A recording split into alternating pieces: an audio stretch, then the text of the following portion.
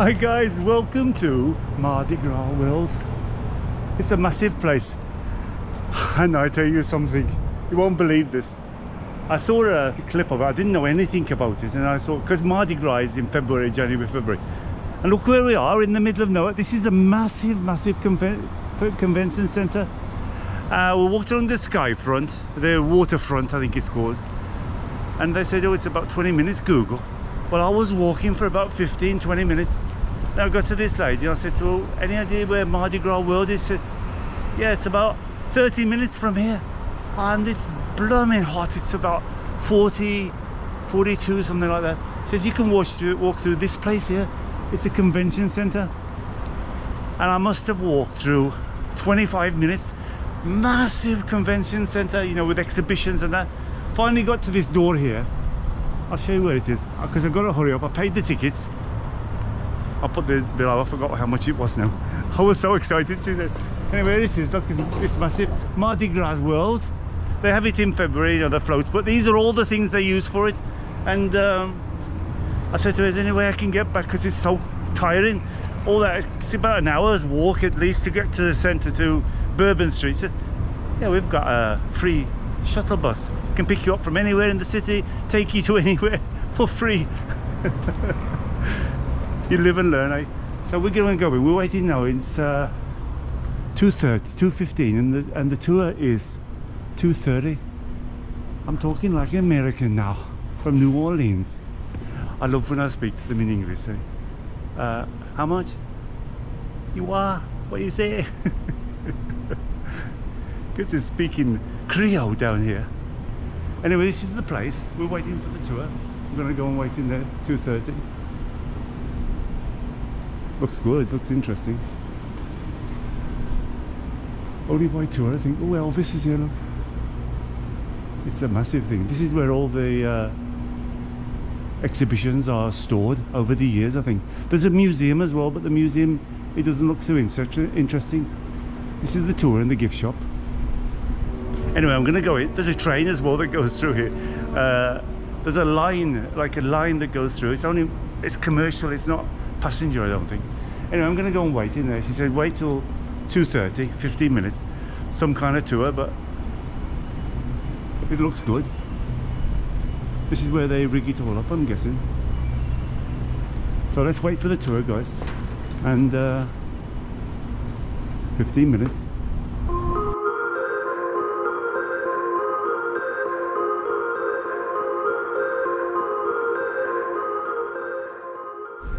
Icy cold.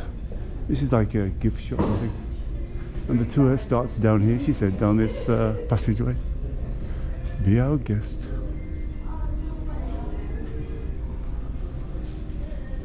Everywhere you go in this city is jazz music playing. Looks good though. So let's wait for the tour, guys. 15 minutes.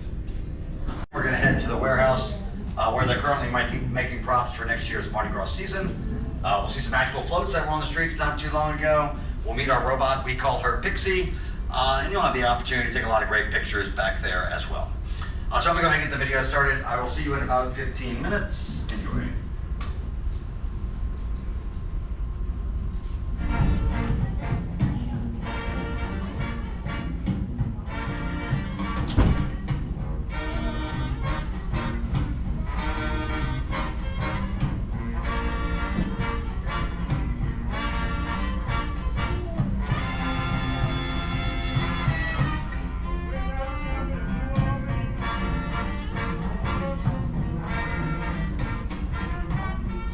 In just about every town in America, the day before Ash Wednesday is simply called Tuesday.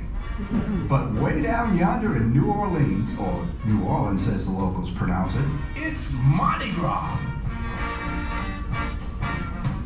It's carnival time, a time for devil-may-care revelry. Anything goes, as what's been called the greatest free show on earth celebrates with a flair unlike anything, anywhere. But the greatest free show on earth isn't just for one day. The carnival parade season actually begins a few weeks before the Tuesday called Mardi Gras. Mardi Gras, by the way, translates from the French as Fat Tuesday. Here's Mardi Gras historian Arthur Hardy giving us the lowdown on the first Mardi Gras cruise. The first Mardi Gras parade in New Orleans was staged on February 24, 1857 by a group that called itself the Mystic Crew of Comus. And to give it an Old English flavor, they spelled crew K-R-E-W-E. And that's what we call all Mardi Gras organizations now. We've got about 60 of them.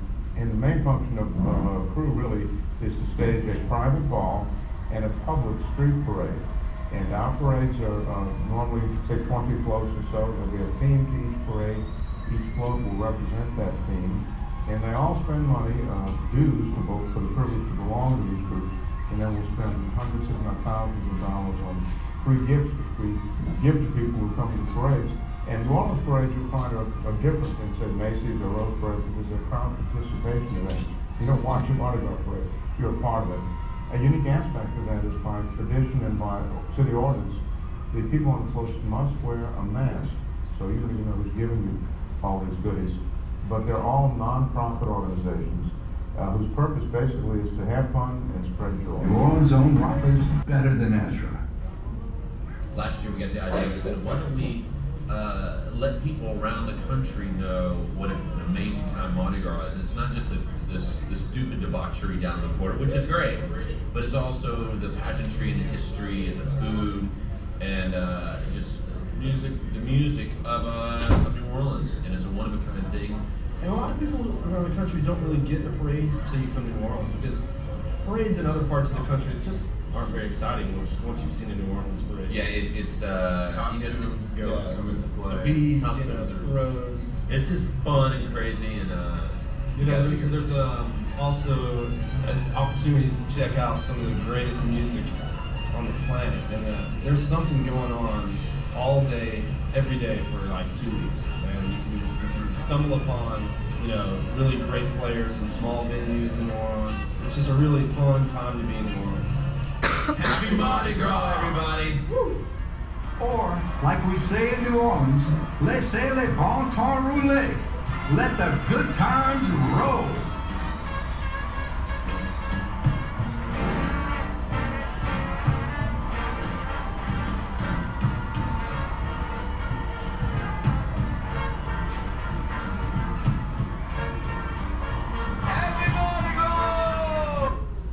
All right. Mardi Gras Day, always 47 days before Easter. So that's your 40 days of Lent, plus those Sundays in Lent. But it will be a Tuesday sometime in February or early March. King cake is a traditional New Orleans treat, normally only served during the Mardi Gras season. But in each cake there is a small plastic baby. If that is in your piece, it means you are king or queen for the day. But you do need to buy the next king cake for the next party. So there are some financial obligations, I guess. But if you would like a piece, you can come on up and I will send you.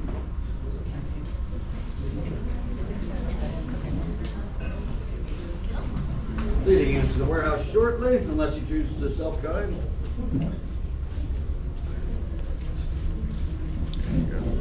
Wow. You're welcome. Thank you so much.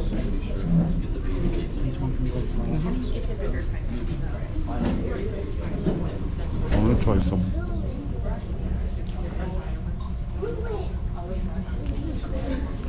Not sure what it tastes like.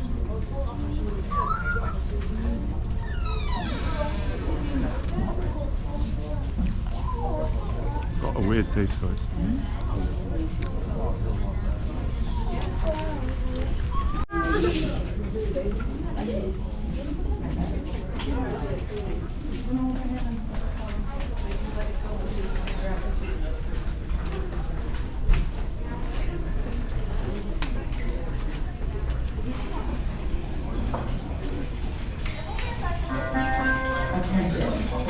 Street shuttle has arrived at the main entrance.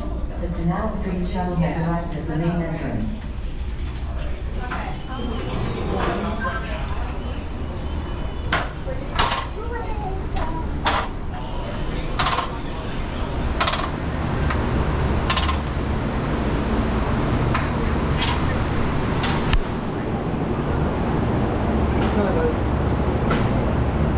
Oh wow. So it's like where they make it. Thought it was just like an exhibition. So what he was telling us in the video,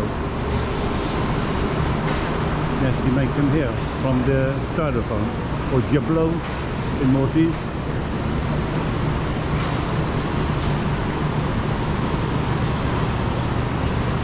Yep. Not a problem.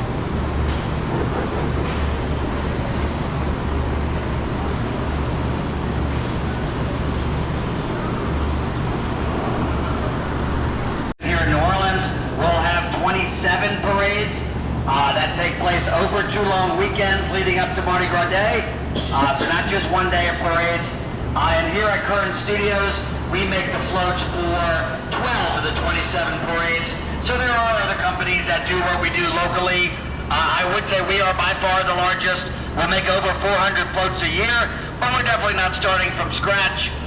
General rule of thumb is the crews are going to own all of their physical float structures. We own the props, so after the parades, the floats will come back to a warehouse.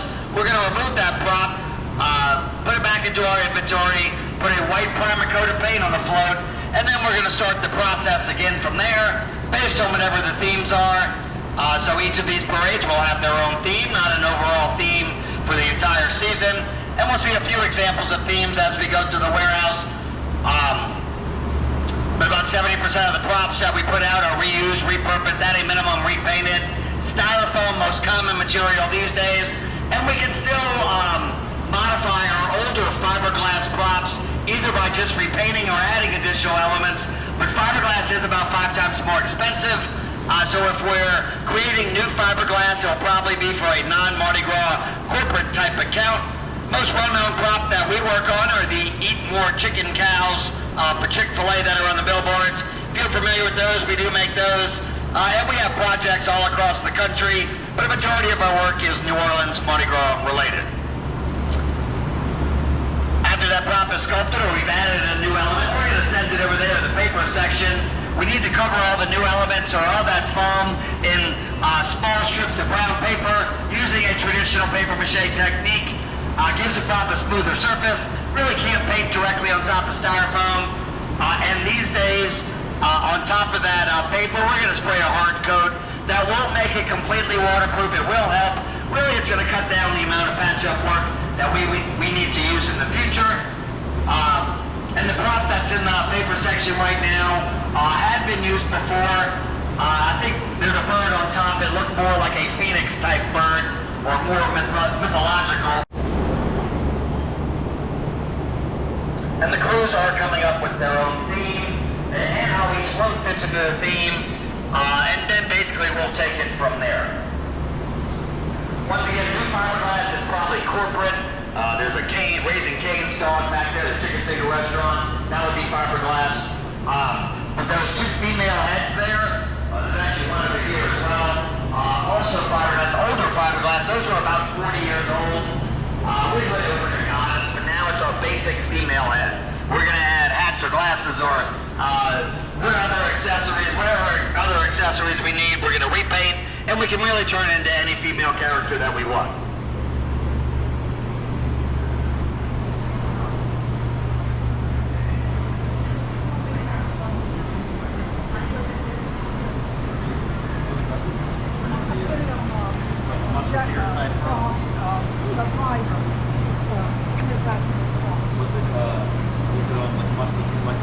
Yeah, one of those bottles. Snap them. Sometimes we are adding accessories as well. That's a beard for one of those musketeer-style props. We're all about repurposing, though. It's really how our business works. If we didn't, we wouldn't be able to put it. It wouldn't look like this. We wouldn't be able to do as many as we do.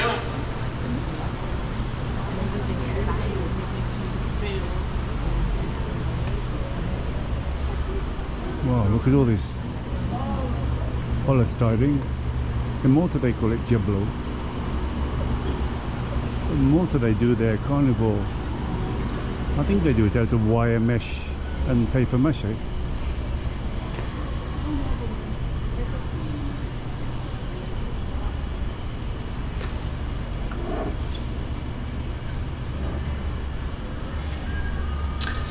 Anything ultra fiberglass as well. You can just get a lot more detail in that mold. That Viking is probably more of a hotel, casino, tourist attraction type prop. Not necessarily a Mardi Gras prop. It's just a little bit too clean, a little bit too perfect. Mardi Gras props generally going to have some rougher edges. But all these other props back here waiting to be used again. This Octa prop over here is actually the same as the Musketeer prop. Different coloring, different paint.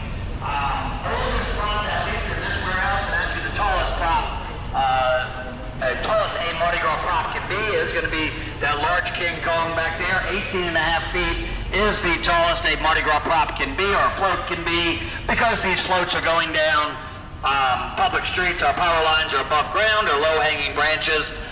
But King Kong, about 50 years old, and King Kong and Queen Kong both rolled in the Cool Bacchus Parade every year from the early 70s up until about 5 years ago, when these versions of the Kongs were retired because they created a brand new King Kong, Queen Kong, and Baby Kong float. They added new technologies and smoke machines and fancy lighting. I prefer the older ones. I grew up with them. But people would get so excited to see them in the parades, they would throw beads at them to see if they could get beads in his mouth or on her glasses. Any duty to take care of the Queen. So she would get a new outfit and a new shade of lipstick each year. And she is currently dressed as a New Orleans Saints cheerleader because of the parade that year based on the history of the New Orleans Saints. Wow, that's big. One of our more popular picture taking areas. I'm going to give you a few minutes to look around and take some pictures. But I'm also happy to answer any questions you may have about the Mardi Gras process or experience. Take those pictures, please ask questions. I'll make an announcement before we move on and talk about the floats in review. And if you have time after you're done with me, you can come back and walk around later.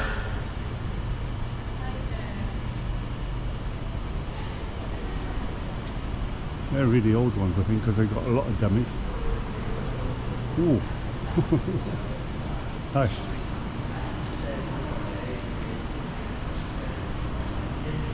Wow. Look at all this polystyrene, they call it.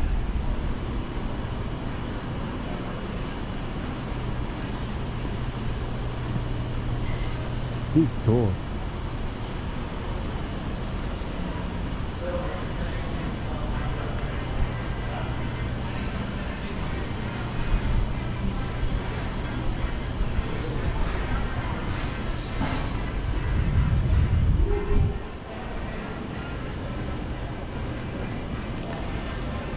Dr. Kildare, I presume.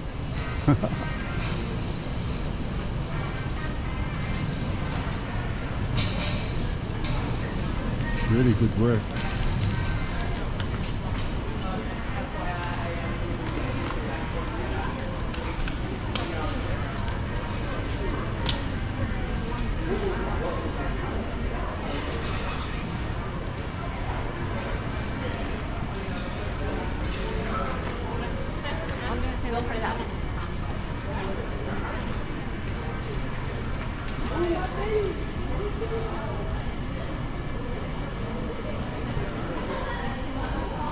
Because the riders could be on these floats for 6 to 8 hours, depending on where you are in that lineup. Some days, multiple parades along the same parade route. So if you're on float 10 of the third parade, your ride is definitely longer than if you're in that first parade. In the most common parade route, it's about 6 to 7 miles long. We call it the St. Charles Avenue parade route, or the Uptown parade route. St. Charles Avenue is about a mile that way, but these parades are starting about 2 miles on the other side of the Garden District. They're going to start near Napoleon and St. Charles Avenue, follow the Green Streetcar line all the way downtown to Canal Street, and then most are going to end over here near the convention center. So the large float-based parades are not going throughout the, are within the French Quarter. Closest they'll get is Canal, which is the edge, but definitely they'll have other festivities, walking-style parades within the French Quarter, just no large float-based parades. Any questions? Okay. So each crew does their own parade, own unique theme, 14 to 45 floats, and each crew is paying for their own parade as well, basically through membership dues. I think the easiest comparison for these crews is going to be a fraternity or sorority type situation.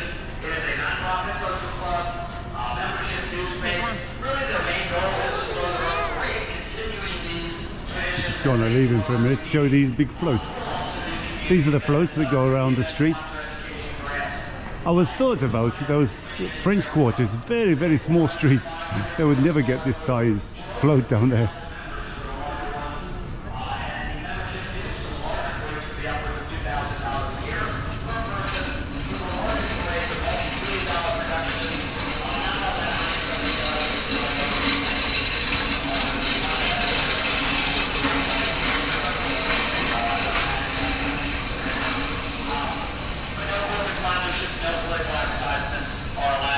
Change the whole look and feel of the season if Coke or McDonald's or whoever gets involved.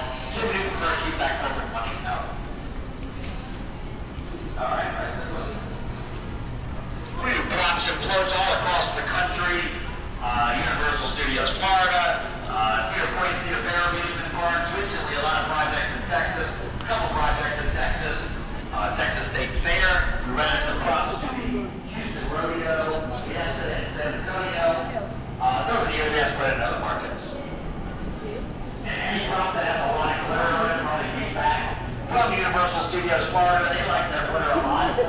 We do not for our Mardi Gras props. Basically, it's going to add 1 or 2 steps to that repurposing process, and for that reason, we try to keep it off of our Mardi Gras props. Wouldn't think that it's all from Giblo, from polystyrene. Well, this one you can tell. Oh, it's bubbly. Some floats that will look exactly the same year after year, and on those floats we're going to start adding more expensive lighting options. Perhaps we're going to add moving parts as well. So the slide on that trombone will move, but it will look the same for as long as we're using it. Where's Clarissa? Clarissa? What? Clint Eastwood was the statue of David the last time he was used. They cut that David head off, added that head, added clothing as well. The people props generally a little bit easier. We do have 12 other warehouses that we work in, scattered throughout the city, mainly because we work with so many different parading organizations. The floats take up so much space, but we'll still do all the props here. Just put it on the back of a trailer and send it to whatever warehouse that we'll be assembling now.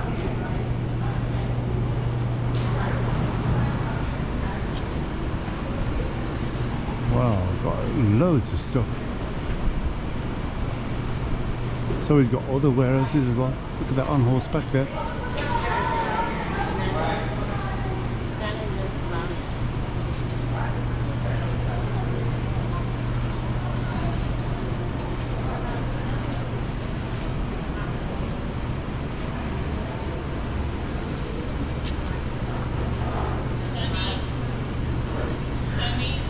So we have added new technologies over the years. There's a large robot-looking arm back there in that far right corner.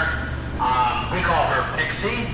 She is going to be similar in concept to 3D printing in that we're starting with a digital model, but a 3D printer is going to be an additive process, creating things in layers. We are cutting or sculpting, so it's more like a large-scale CNC router. If you're into CNC routers, Pixie has 7-axis. Can do 3D props and large blocks. It is great. Thank you all for visiting Mardi Gras World. Have a wonderful afternoon and enjoy the rest of your time here in New Orleans. Thank you all. Thank you.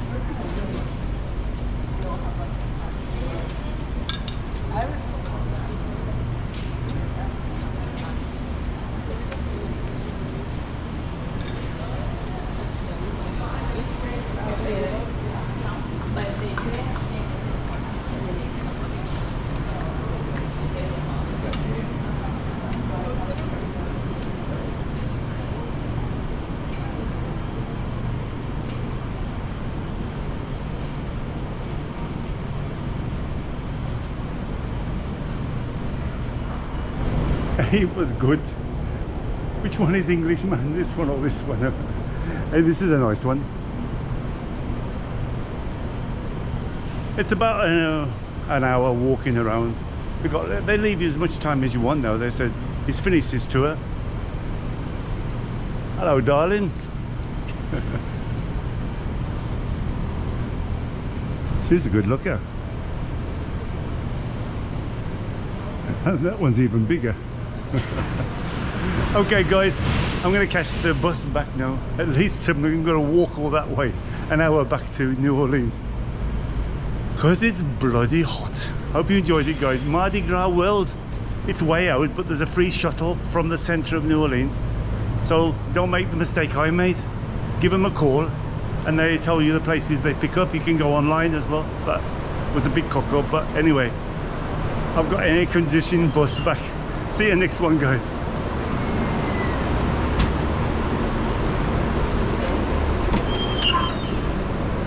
Ooh, nice and cool.